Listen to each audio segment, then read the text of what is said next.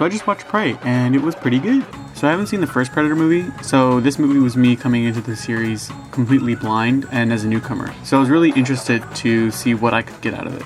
This movie was more patient than I was expecting it to be. There were multiple long takes of just kind of observing the environment or just watching somebody do something. And although I really appreciated that patience and confidence from director Dan Trachtenberg, I think it was a little off-putting at first because I really wasn't sure how it was going to go.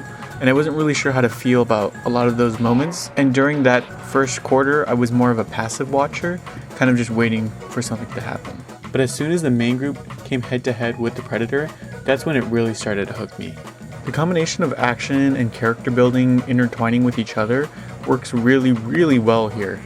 I was surprised at how many action sequences were able to do so much and be really gorgeous and fun to watch. The only things that didn't really work for me too much were a lot of the night scenes and night fights. There were moments where I was very confused or I was squinting my eyes to try and see what was happening. I don't know if it was the lighting or the way that they shot it, but sometimes it became difficult to discern what they were looking at or how the action they just did was completed. Additionally, some of the animal CGI looked pretty spotty. The deer, the bear, and the tiger specifically stood out to me. Although it was good enough, I could tell that it was CGI and it did take me out of the experience. I really liked the amount of shots that showed the Predator in camo stalking the environment.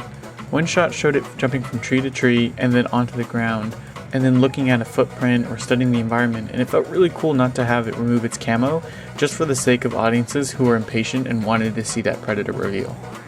And that patience of holding out and kind of teasing it here and there made that full reveal of the Predator much more impactful. I also really liked how the French guys that they introduced didn't have any translation or subtitles, because you can tell what they mean by how they carry themselves and their facial expressions, and it was all super clear to me, even if I didn't understand every single word that they were saying.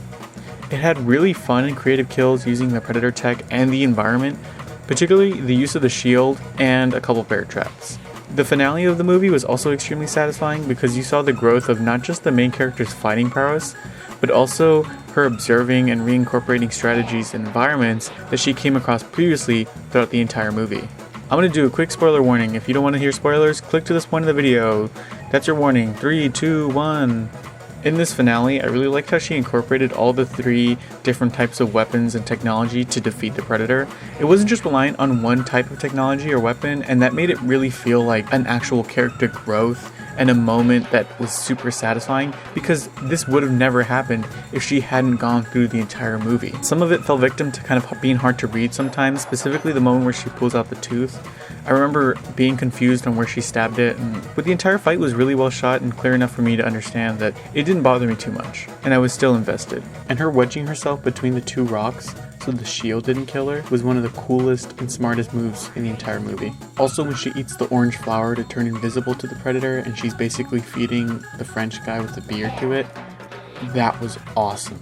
Overall, this is a really strong movie. It has some really standout action sequences and a refreshing lack of expository dialogue. Some weak CGI and a somewhat meandering feeling start hold it back from being completely great for me. Despite this, it does still stick the landing, and if you're a fan of the franchise or just looking for a cool movie to kill some time, I would definitely check this out. And I'm going to give this one a 7 out of 10.